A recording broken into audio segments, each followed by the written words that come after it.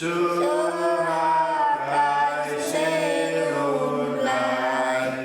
leaving the Hutterite colony at the age of 10, Marianne Kirby took a trip of personal growth to return to her roots.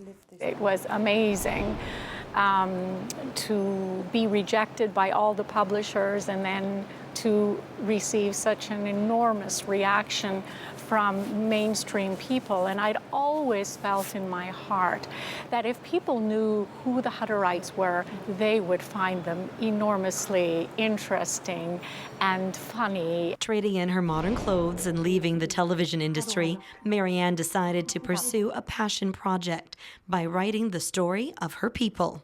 I feel like I carry the weight of an entire culture on my shoulders to try and explain something beautiful to my readers, because Canada is home to the highest concentration of Hutterites in the world. And the contribution that the Hutterites make not only to the agricultural economy of this country, but also to the manufacturing economy is amazing. Millions and millions of dollars. And for that alone, they ought to be really commended and respected. Inspired by her readers from her first publication, I Am Hutterite, Marianne went back to learn more about the history of her culture and share their recipes in her newest book. I can't promise you that they'll turn out quite as good as the Hutterite chefs, because I don't know, they have some way about them. Their breads and buns are just extraordinary. The biggest thing that surprised me is that how at home I felt.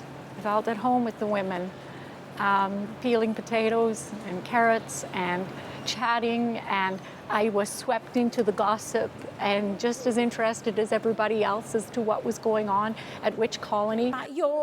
Fluent in the language, Marianne fit right in. It was exhilarating and it was exhausting because I'm not that used to doing so much manual labor.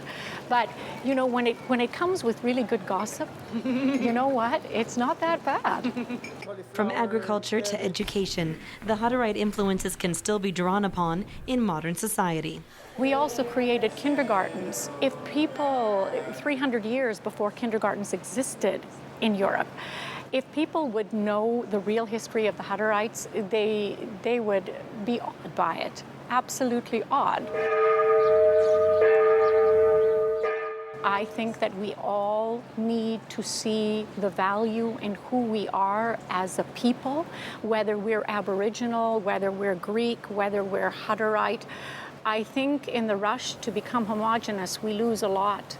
And I feel that we all need to go home. We all need to keep our languages and our way of life and our food, because we will be enriched by that. For the Untold Hutterite story, follow Polka Dot Press. In Edmonton, I'm Bianca Jade.